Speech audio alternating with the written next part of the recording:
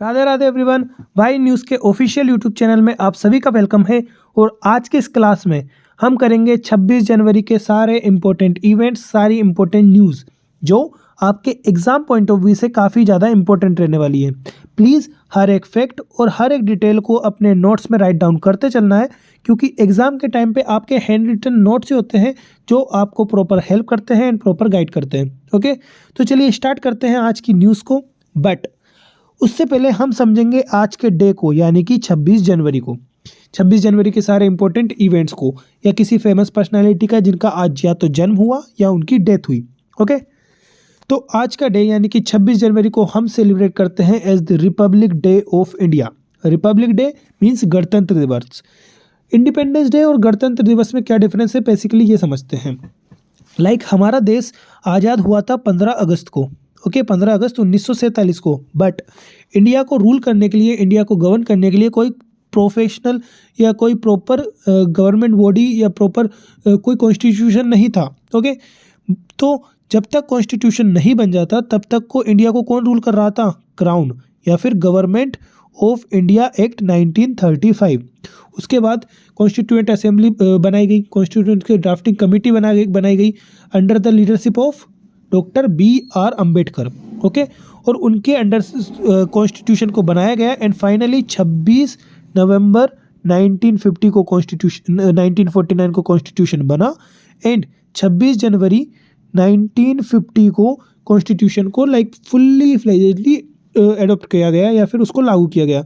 और उसी डे से इंडिया में गवर्नमेंट ऑफ इंडियन एक्ट 1950 का रोल खत्म। उसी डे से क्राउन का जो सुप्रीमेसी या हेड ऑफ स्टेट था, जो क्राउन, उसको खत्म किया। और लास्ट क्राउन कौन था? जॉर्ज 6। ओके, एंड उस डे से यानी कि 26 जनवरी 1950 से हम सेलिब्रेट कर रहे हैं रिपब्लिक डे, क्योंकि इस पर्टिकुलर डे को हमारी इंडिया को रूल करने के लिए एक कॉन्स्टिट्यूशन आ गया था प्रॉपर, एंड इंडिया के सिटीजन्स के द्वारा चुना गया लीडर जो कि बनते हैं प्रेसिडेंट, उनके अंडर पूरी इंडिया को गवर्न किया जाता है, या उनके सुप्रीम हेड कौन बनते हैं? इंडिया के द्वारा चुने गए लीडर, जिनको हम कहते हैं प्रेसिडेंट। और फर्स्ट प्रेसिडेंट कौन थे? Doctor Rajendra Prasad. Okay, similarly आज के ही दिन 1930 26 जनवरी को सेलिब्रेट करना स्टार्ट किया गया पूर्ण स्वराज, यानी कि टोटल इंडिपेंडेंस। ओके, क्योंकि 31 दिसंबर 1929 को जब लाहौर सेशन हो रहा था इंडियन नेशनल कांग्रेस का, जिसको लीड कर रहे थे पंडित जवाहरलाल नेहरू, तो उन्होंने रावी नदी के किनारे रात को 12 बजे डिसाइड किया कि अगले महीने की लास्ट संडे को हम सेलिब्रेट करेंगे पूर्ण स्वराज, यानी कि टोटल इंडिपेंडेंस। और 1930 से 47 तक हम इस डे को सेलिब्रेट करना स्टार्ट कर रहे हैं as the republic day as the Purna Swaraj और टोटल इंडिपेंडेंस डे। बट हमें आज़ादी कब मिली? 1947 15 अगस्त को। तो इस डे को यानी कि 26 जनवरी जो हिस्टोरिक डे है उसकी वैल्यू को मेंटेन करने के लिए इस डे को हमने कॉन्स्टिट्यूशन को लागू किया। ओके, प्रॉपरली एडॉप्ट किया। So this is from this thing. Now हम बात करेंगे आज के इम्पोर्टेंट इवेंट की, और आज के इम्पोर्टेंट डे या फिर ऑस्ट्रेलिया डे की। आज ही के दिन 1778 में ब्रिटेन से 11 जहाज़ें कहाँ पहुँची थी? ऑस्ट्रेलिया के सिडनी में 11 जहाज़, जिनको लीड कौन कर रहे थे? Captain Arthur Philip.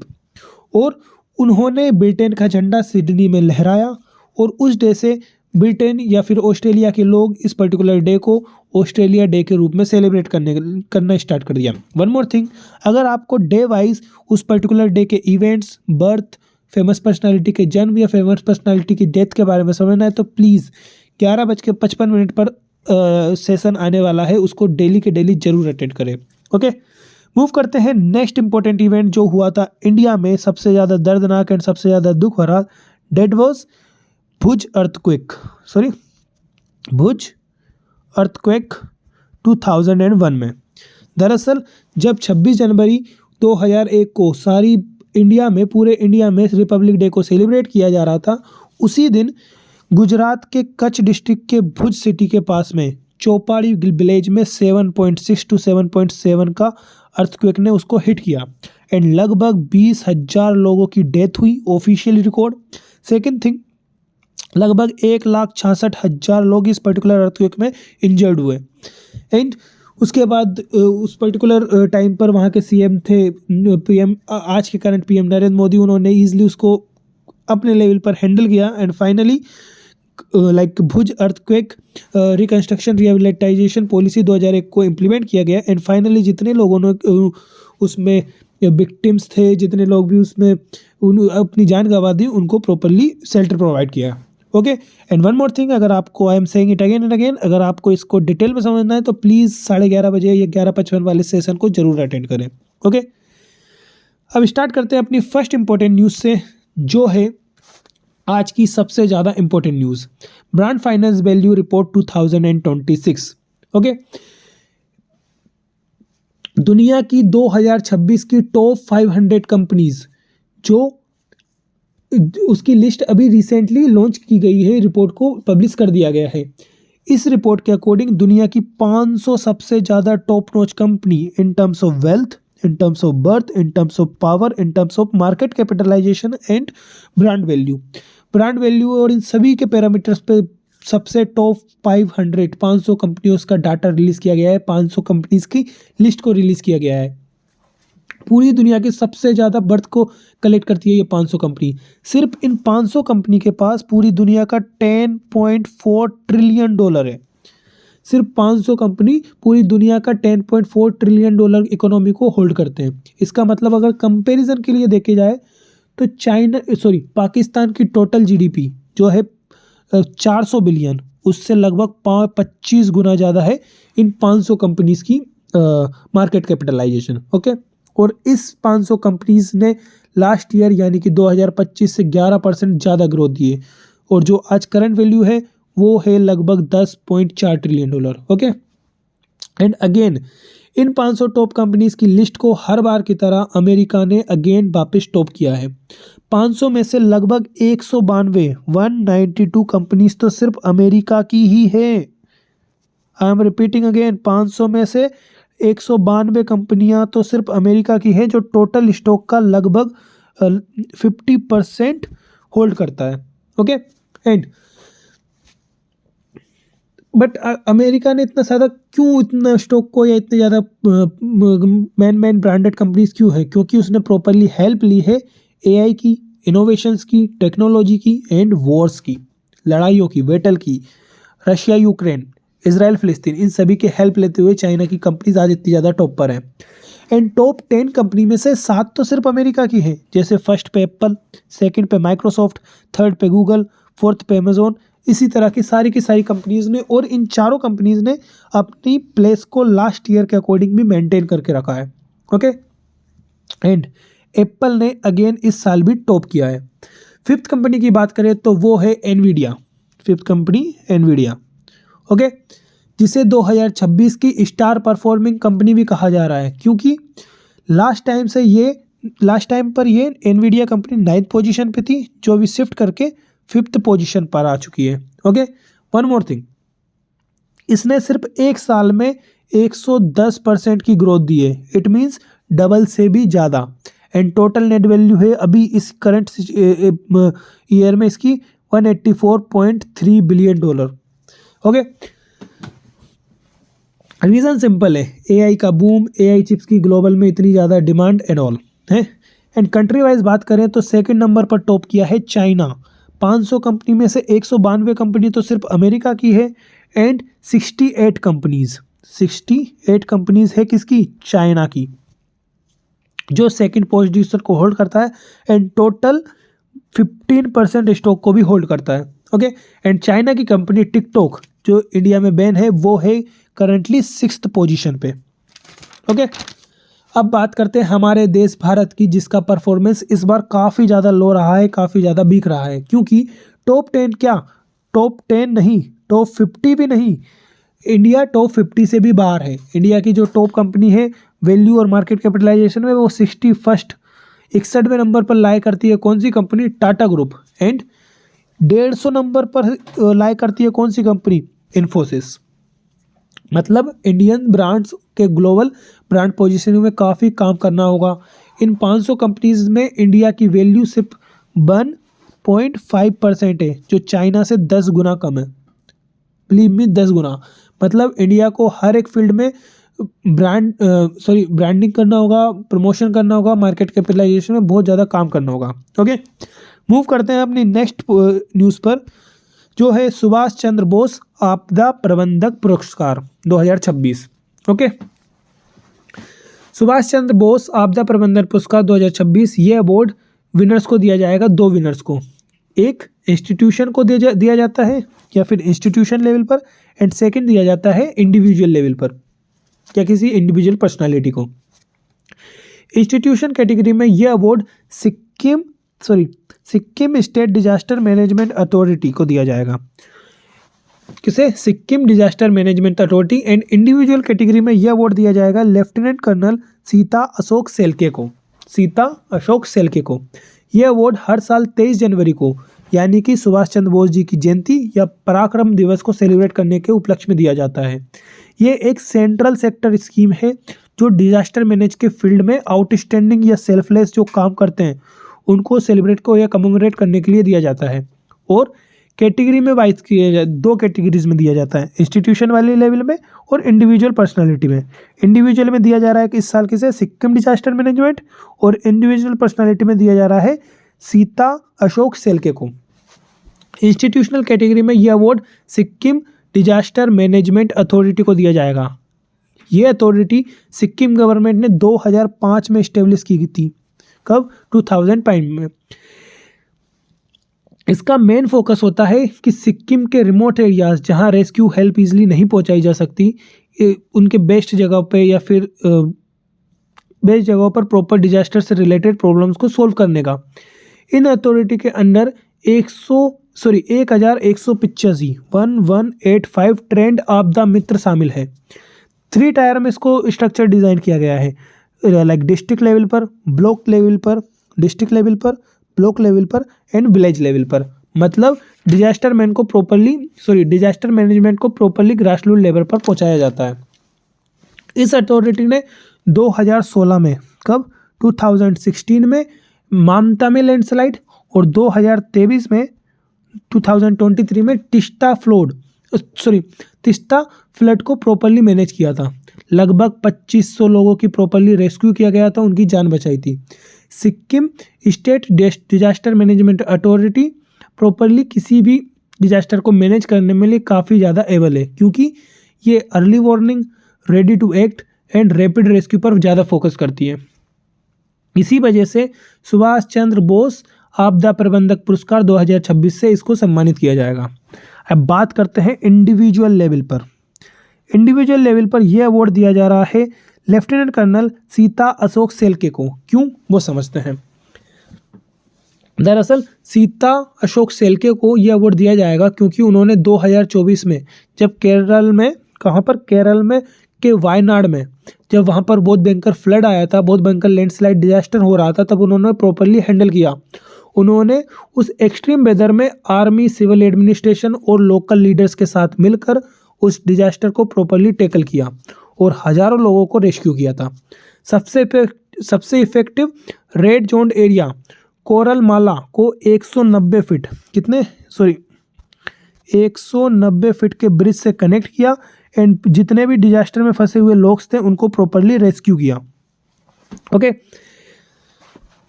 उन्होंने टीम को प्रॉपरली लीड किया और लगभग 150 टन, 150 टन के रेस्क्यू या इक्विपमेंट को एक जगह से दूसरी जगह शिफ्ट किया, वो भी 4 घंटों के अंदर। और लिमिटेड और क्रिटिकल टाइम को डिजास्टर के लिए प्रॉपरली हैंडल किया। लगभग 2300 लोगों की इन्होंने जान बचाई उस पर्टिकुलर डिजास्टर में, अपनी सूझबूझ से, अपने एक्सपीरियंस से। और काफ़ी ज़्यादा पर्सनल वॉलंटियर्स को भी इन्होंने ट्रेन किया था उस पर्टिकुलर डिजास्टर में। इसी वजह से उनको दिया जा रहा है सुभाष चंद्र बोस आपदा प्रबंधक पुरस्कार 2026। ओके, नाउ मूव करते हैं अपनी नेक्स्ट न्यूज़ पर, जो है चाइना से। नेक्स्ट न्यूज़ चाइना से 2020 के जैसे, 2020 के जैसे एक बार फिर से कोरोना जैसा वायरस चाइना फैला रहा है। कौन सा? कोरोना वायरस जैसा, जिसका नाम है noro virus. Noro virus spread हो रहा है, आउटब्रेक एक स्कूल से हुआ है। समझते हैं इसके बारे में। गवर्नमेंट ऑफिशियल्स ने रिसेंटली पब्लिश किया है कि नोरो वायरस से लगभग 103 स्टूडेंट्स बहुत ज़्यादा इन्फेक्टेड है। ऑफिशियली किसी की डेथ को न्यूज़ में अनाउंस नहीं किया गया है, बट स्टूडेंट काफ़ी ज़्यादा सीरियस है। ओके, पूरे के पूरे स्कूल को सीज कर दिया गया है और क्वारंटाइन कर दिया गया है। जैसे कोरोना में क्वारंटाइन वाला सिस्टम चल रहा था, वैसे क्वारंटाइन कर दिया गया है। एंड सबसे इम्पोर्टेंट, चाइना की गवर्नमेंट न्यूज़ चैनल्स पहले तो इस न्यूज़ को कंफर्म ही नहीं कर रहे थे, मान ही नहीं रहे थे, बट उन्होंने एक्सेप्ट किया कि 103 स्टूडेंट प्रॉपरली उनके हेल्थ थोड़ी सी ज़्यादा बिगड़ी हुई है। ओके, बट चाइना के जो सोशल मीडिया हैंडल्स हुआ करते हैं, जो सोशल मीडिया इन्फ्लुएंसर्स हुआ करते हैं, उन्होंने सोशल मीडिया पर कंफर्म किया है कि ये न्यूज़ सही नहीं है, बट कि रियलिटी कुछ और ही है। 103 नहीं, काफ़ी ज़्यादा लोग इस पर्टिकुलर वायरस से इन्फेक्टेड है, और उस पूरे स्कूल को नहीं बल्कि उस पूरे के पूरे शहर को या पूरे के पूरे एरिया को उन्होंने क्वारंटाइन कर रखा है, प्रॉपरली लॉकडाउन को वहाँ पर फॉलो किया हुआ है। पहले बात करते हैं इस नोरो वायरस की। तो ये कोरोना जैसा ही है, बट इसका नेचर थोड़ा डिफरेंट है। ये बार बार अपने नेचर को शिफ्ट करता है। कोरोना वायरस जैसे लंग्स को या रेस्पिरेटरी ऑर्गन्स को डिस्टर्ब करता है, उन पर अटैक कर रहा है, लेकिन ये नोरो वायरस स्टमक यानी कि पेट या डाइजेस्टिव सिस्टम पर अटैक करता है, और स्टमक फ्लू की इंटेंसिटी स्टमक फ्लू की जो इंटेंसिटी रहती है उसको काफ़ी ज़्यादा हाई कर देता है। एंड स्प्रेड होने के मामले में ये कोरोना से कई गुना ज़्यादा है। वैसे तो ये नोरो वायरस कॉमन है, कई सालों से कई लोगों को इन्फेक्ट करते आ रहा है, बट चाइना में फैला हुआ ये वाला वायरस, इसका नेचर, इसका टोटल डीएनए स्ट्रक्चर सब कुछ काफ़ी ज़्यादा डिफरेंट है। अगर कोई भी इंसान नोरो वायरस से इफेक्ट होता है तो विद इन 12 आवर 12 घंटों के बीच 12 घंटों के अंदर वो अपने सिम्टम्स को शो करने लगता है। जैसे अचानक से बहुत ज़्यादा बार बार उल्टियाँ, पेट में ज़ोरदार दर्द, उल्टियाँ, हेडेक, पेट में काफ़ी ज़्यादा दर्द, बुखार और पूरी बॉडी में कमजोरी या पेन। सबसे ज़्यादा पेशेंट या सबसे ज़्यादा खतरा उन लोगों को है जिनकी इम्यूनिटी काफ़ी ज़्यादा लो है, काफ़ी ज़्यादा कम है। ओके, या फिर छोटे छोटे बच्चों को, या फिर किसी बूढ़ों को जिनकी उम्र हो चुकी है। एंड सबसे बड़ा रिस्क है डिहाइड्रेशन का। नोरो वायरस कैसे फैलता है? तो ये नोरो वायरस सिमिलरली काफ़ी हद तक कोरोना जैसा ही है, और कोरोना जैसा ही फैलता है। और इसके अलावा गंदा पानी, अनहाइजीन, इन्फेक्टेड पर्सन से कॉन्टैक्ट या कॉन्टेमिनेटेड सरफेस को टच करने से। और यह वायरस किसी भी सरफेस पर 2 हफ्तों तक यानी कि 14-15 दिनों तक एक्टिव रहता है। एंड इसमें एल्कोहल बेस्ड सैनिटाइज़र, जो अपन सैनिटाइज़र यूज़ करते हैं, उसमें एल्कोहल का कंटेंट काफ़ी ज़्यादा होता था। एंड इस वाले वायरस पर एल्कोहल का कोई असर नहीं होता। ओके, इस तो एल्कोहल वाले सैनिटाइज़र का यूज़ करना टोटली वर्थलेस है। ओके, एंड नोरो वायरस की अभी तक कोई भी स्पेसिफिक या मेडिसिन या वैक्सीन नहीं बनी गई है, क्योंकि ये वायरस अपना नेचर बार बार फ्रिक्वेंटली चेंज करता है। बट अभी इससे रिगार्डिंग सबसे इम्पोर्टेंट यही है कि चाइना को कोरोना जैसा नहीं, बल्कि चाइना को आगे बढ़ना होगा और उसको प्रॉपरली एक्सेप्ट करना होगा कि यहाँ पर कोई प्रॉब्लम आ रही है। ओके, और चाइना की साइड से जल्दी प्रॉपरली कंट्रोल करना होगा, नहीं तो कोरोना जैसे सिनारियोज, कोरोना जैसी महामारी वापस फैल सकती है all over the world. Okay, तो चलिए मूव करते हैं अपनी नेक्स्ट थिंग पर, that is our question answer session. Please answer every question in comment box. Which of the following statements about the Brand Finance Global 500 Reports 2026 is correct? The total brand value of Global 500 values is 9 trillion. Nvidia become 5th most valuable brand with 110% growth. India had 10% share in Global 500 list. Apple, Microsoft, Google and Amazon dropped out of the top 4. Okay, next.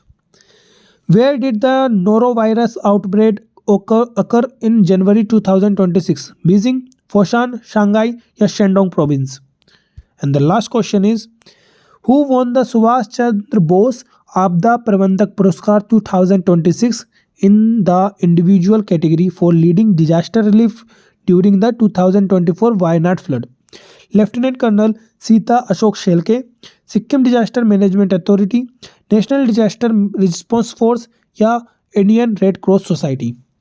Please आप एक एक question का please answer करते चलिए, and time to time इसी time पर daily इस session को वॉच कीजिए। एंड डे वाइज किसी भी इवेंट, डेट या बर्थ को अगर आपको डिटेल में समझना हो उसकी लाइफस्टाइल या लाइफ जर्नी के बारे में, तो प्लीज़ 11:55 वाला सेशन जरूर अटेंड करें।